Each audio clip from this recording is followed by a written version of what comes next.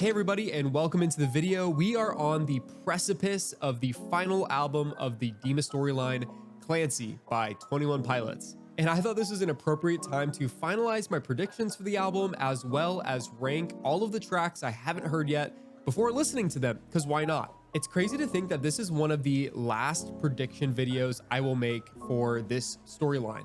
Even though I've been following the band and making breakdown and analysis videos for them since 2017, I really have no idea where this album is going to go because Tyler and Josh are gifted when subverting the expectations of their fan base. So with that being said, I'm going to rank each song on the album, kind of make predictions about each track. Keep in mind that I've only listened to the first 3 songs off of the album, which are obviously Overcompensate, Next Semester, and Backslide. I haven't yet listened to the Craving. I'm saving myself for the full album release. With that being said, let's go ahead and get started with the first song on the album, Overcompensate, obviously an absolute banger and an incredible introduction to the album. I'm predicting that this will stay in my top 3 songs for the album. I absolutely adore each album opener without fail, and I absolutely love the heavy synths, the switch ups, the raps. It has everything from 21 Pilots that I adore. S tier. Next Semester, this one grew on me so quickly. I loved it because of the punk rock vibes initially, but as time progressed, the emotional undertone, the raw vulnerability, and the lyrics just full on sent it for me. Absolute S tier. Backslide, a little bit different for me. This one took me a little bit longer to click with it. And I finally did about a week or so ago. Solid, moody vibes for this one, and I love the narrative revolving around cycles. It's great, and it's quintessential to this album and the main themes. I wish it was a little bit faster for me, a little bit quicker tempo, but overall, I still really enjoy it. It's a B tier. Next track, Midwest Indigo, and this is where it gets a little tricky because I haven't listened to the rest of the songs on the track list, but this is the whole fun of theorizing and predicting and making theories, right? So let's tune back into this video after the album drops to see how these predictions actually held up. Overall, I think Midwest Indigo is going to be fire. With a title like that, I'm expecting kind of a soulful song like Chlorine.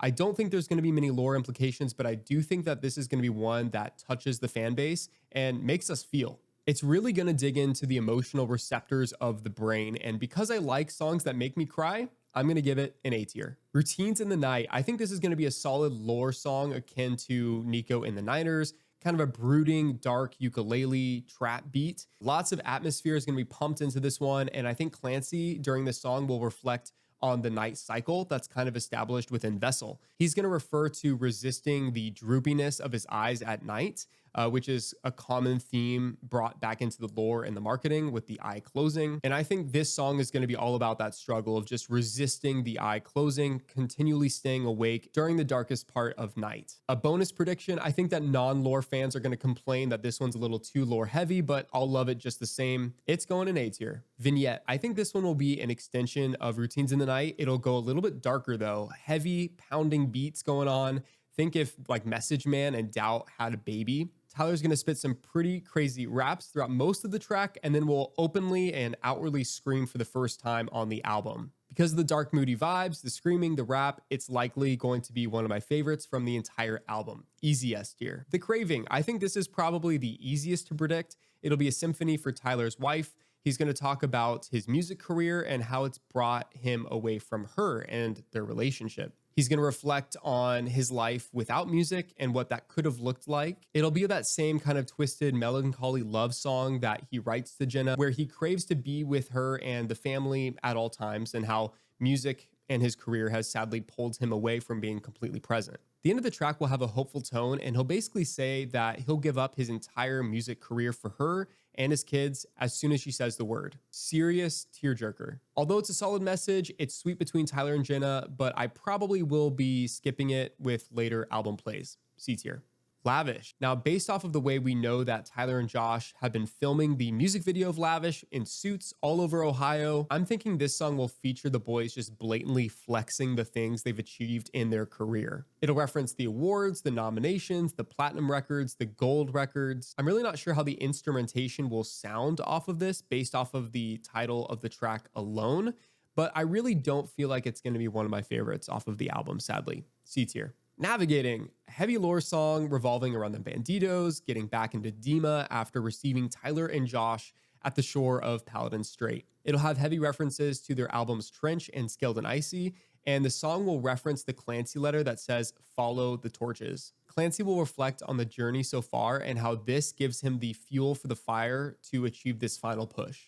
It'll have some heavy guitar, crazy dark synths, and some more rapping. I also think this song will have some kind of crazy switch up akin to Ode to Sleep about halfway through. This one will be one of my favorites off of the album, easy S tier. Snapback. So navigating will somehow flow into Snapback and will be a continuation of the themes and ideas. Clancy will reflect on how many times he's snapped back to old habits. It'll be similar to Backslide, kind of like a little sister or little brother song to that prior song, and they'll connect thematically. Clancy will reference all the yellow flowers he's collected during each escape attempt throughout the years. He'll conclude this track by saying that this is the final time and he won't allow himself to snap back. Because this time it's different. He doesn't know how to describe it, but it's different this time. He knows it. This song will also introduce some kind of new lore element into the world that we haven't seen yet before. Ultimately, this song is an A tier. Oldies Station. Now this one will be the Bounce Man of Clancy. It'll be incredibly divisive, but unlike my attitude towards Bounce Man, I think I'll actually end up really liking it. Sure, it's a little bit goofy at times. It has a lot of character, but it still has a hopeful message underneath about encouraging your friends and family to keep going.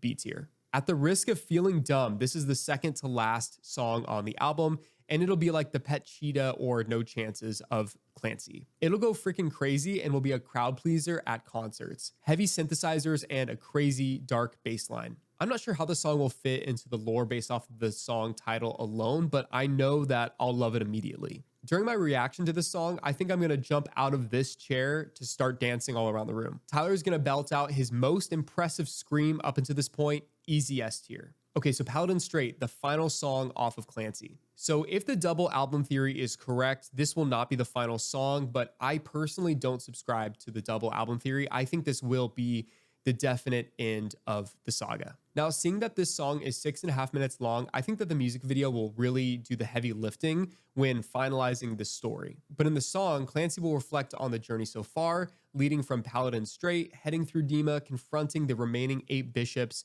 and finally taking on Nico head on. I feel like this is an easy prediction, but it'll reference the bishops. It'll talk about the banditos. But here's a kind of far out, crazier prediction. I think that Clancy will actually somehow reference the dormant beast lying underneath the waves, which is trash. As the song progresses, Clancy will eventually get to Dima's doorstep. During this whole marketing buildup for the album, I thought that Clancy would be kind of like the final victory over Dima. But thinking back to the Josh Dunn interview he had about a month or two ago, he said that the album will be debated among fans about having kind of an open-ended, ambiguous ending. So I think that there's going to be a lot of fans after listening to the album searching ending explain videos for this album. But ultimately, I think the ending has to make sense within the mental health context. There will be no blatant victory. Either the cycle is going to just repeat or there won't be a resolution at all, because the song ultimately left a lot of questions unanswered and was ultimately kind of unsatisfactory.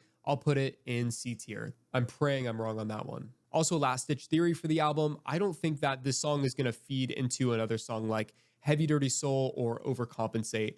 This will be the definitive end to the saga.